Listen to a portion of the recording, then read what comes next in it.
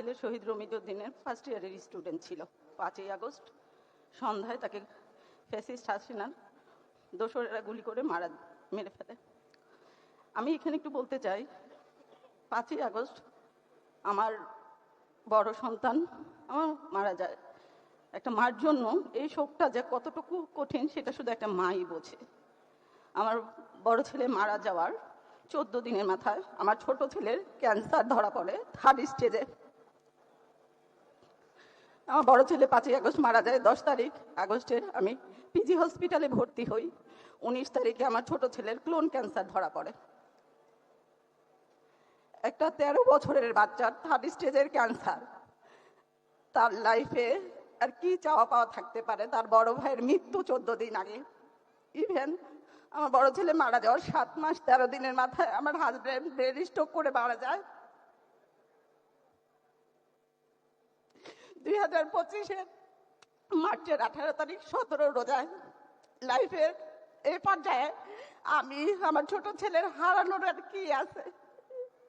আমি এই দুঃসময়ে আমার ছোট ছেলেকে বাঁচানোর লড়াই এতটা অসহায় হয়ে যায় যে আমি তখন তত্ত্বাবধায়ক সরকারের কাছে যাওয়ার পরেও তারা আমার বিন্দু মাত্র সাহায্য করে না। আমি স্বাস্থ্য উপদেষ্টার কাছে 3 বার আমার এই অসুস্থ ছেলেটাকে নিয়ে যেয়ে সারাদিন বসে থাকি কেমো দেওয়ার পরে। উনি আমাকে বলে ওনার হাতে কিছু নাই, আমার সন্তানই ট্রিটমেন্ট পায় না, কারণ ও শহীদের ভাই। এই খবর কোনোভাবে আমরা বিএনপির পরিবার কাছে পৌঁছায়। আমি শুধু আমার ছেলে 3টা কেমো খুব কষ্ট করে প্রোভাইড করি। 4 নাম্বার কেমো থেকে আল্লাহর রহমতে জনাব তারেক রহমানের পরিবার, আমরা বিএনপির পরিবার আমার পাশে পাই। জীবনে বাঁচার লড়াইয়ে ওনারা আমার ছেলের পাশে আর আমার পাশে কিভাবে ছিলেন হয়তো আমি আপনাদের বুঝাইতে পারবো না। তখন তো আমাদের যাদের ডাকে আমার সন্তান মারা গেছে তারা তো আমার খোঁজ খবর নেয় নাই। ইভেন সার্জিদের সাথে আমার 4 বার দেখা হয়। সার্জিস আমার বাসায় পর্যন্ত যায়। আমি সার্জিসকে বলি আমার জিসানের কেমন রেডি আমি দিতে পারবো, আমার সার্জারিটা একটু বাইরে করা দাও, কারণ ডাক্তার বলছিল সিঙ্গাপুরে সার্জারি করাইলে ওর জন্য সবচেয়ে বেস্ট হবে, কারণ এত ছোট বাচ্চা 3rd স্টেজের কেমন। তো আমি এমন কোনো দরজায় নাই যে নক করি নাই, কিন্তু আমি বিএমপি যে আমার পাশে পাবো আমার কখনো ওনাদের খুঁজতে হয় না, ওনারা নিজেরা আমার উইলিংলি আমার পাশে ছিলেন।